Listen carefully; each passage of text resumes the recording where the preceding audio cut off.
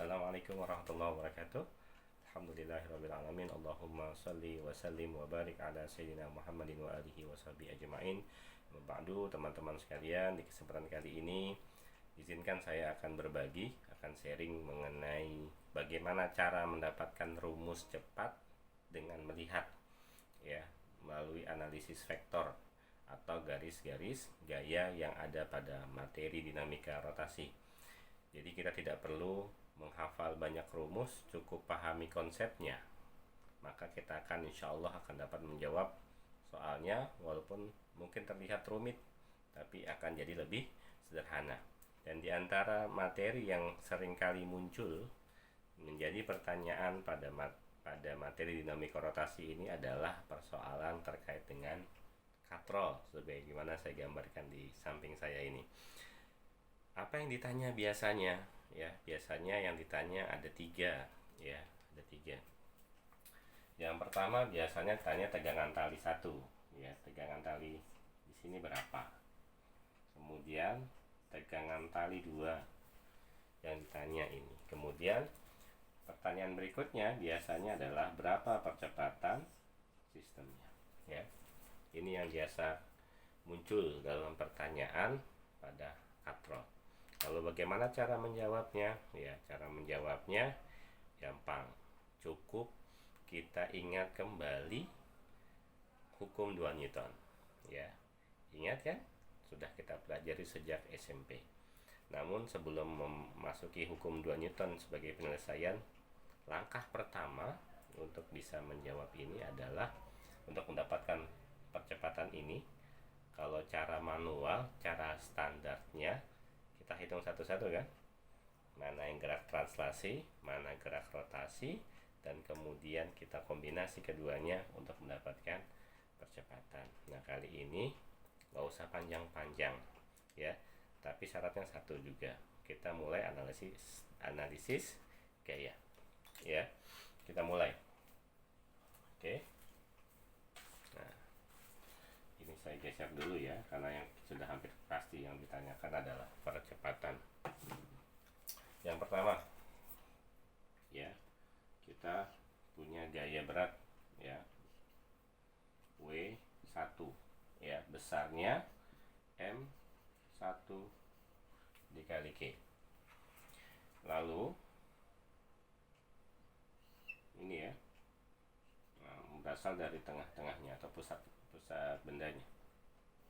Ini ada gaya berat W2 pada benda 2, nilainya setara dengan M2 dikali G. Nanti kita gunakan untuk perhitungan, ya.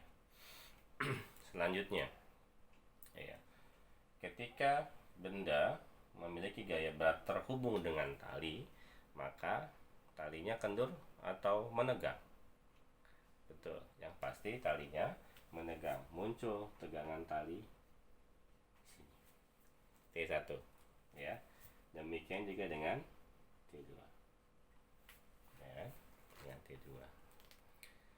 Lalu apa lagi? Nah, sebenarnya ada lagi. Katrolnya diam atau ikut berputar pada kasus ini. Kalau pada materi di kelas 10, katrolnya diam atau diasumsikan tidak ada atau diabaikan. Nah, kali ini jangan diabaikan, karena diabaikan itu begitu menyakitkan, ya. Katrolnya pasti berputar ya. Nah, berputar. Kita asumsikan misalkan putarnya di sini, ya. Apa yang menyebabkan berputar? Nah, sebenarnya yang menyebabkan berputar di tegangan tali ini. Tegangan tali pada T1 dan juga ditahan oleh tegangan tali kedua. Jadi tegangan tali itu sebenarnya sini ada arahnya saling berlawanan. Oke.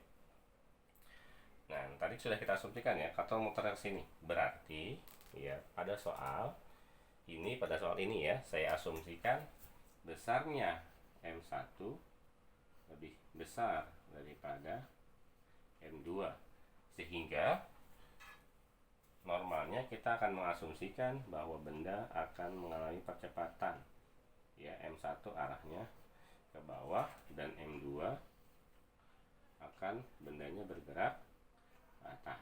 M1 ke bawah, M2 ke atas, begitu kan? Lalu berapa besar percepatannya, ya kan? Ya sudah, tadi saya sampaikan apa? Cukup dengan hukum 2 Newton, ya kan? Percepatannya berapa? Ya, percepatan sistem.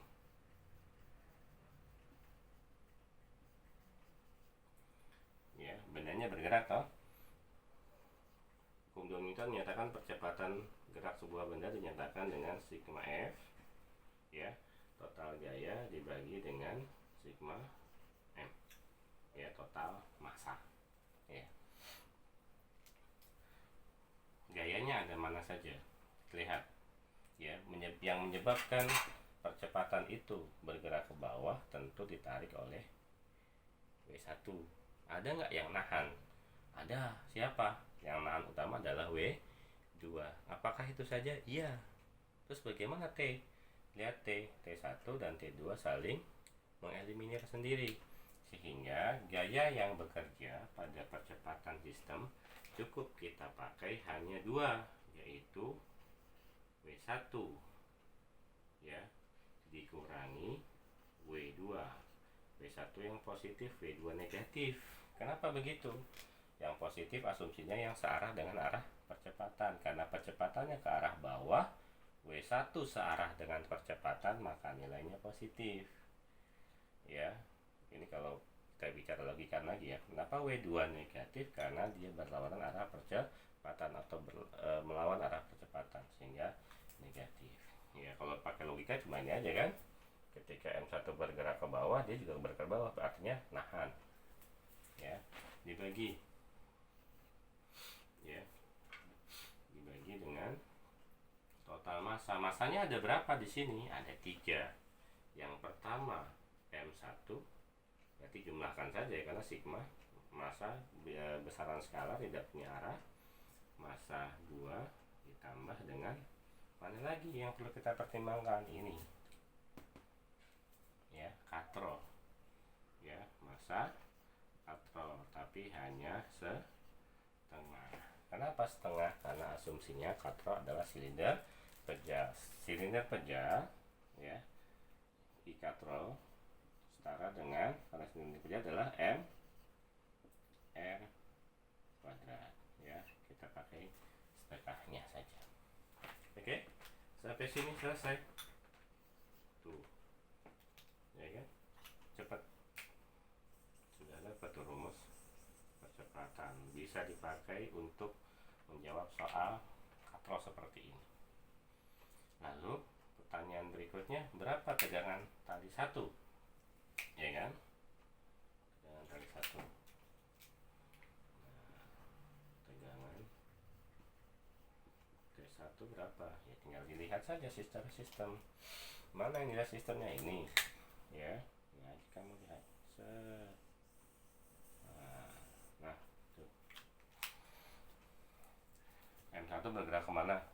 Lurus toh ke bawah, tidak berotasi, maka dia juga berlaku hukum 2 Newton, ya kan? Apa hukumnya? Sama bentuknya, cuma formatnya saja beda ya. Ini kita sigma F sama dengan M1 dikali A. Sigma F pada massa 1 ada berapa? Ada 2.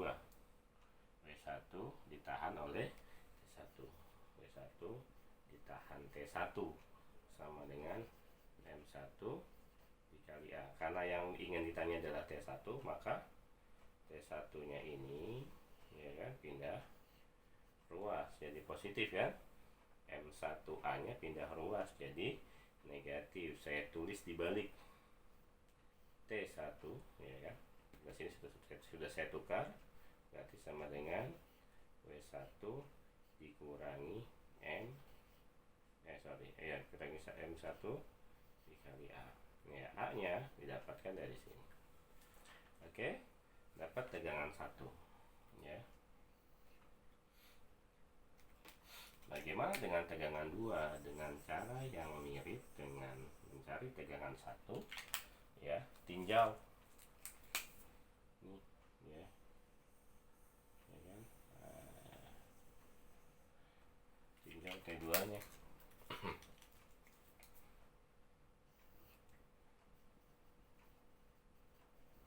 Ya, tegangan T2 nya sama sigma F pada massa 2 sama dengan M2 dikali A. Apa saja yang bekerja pada M2?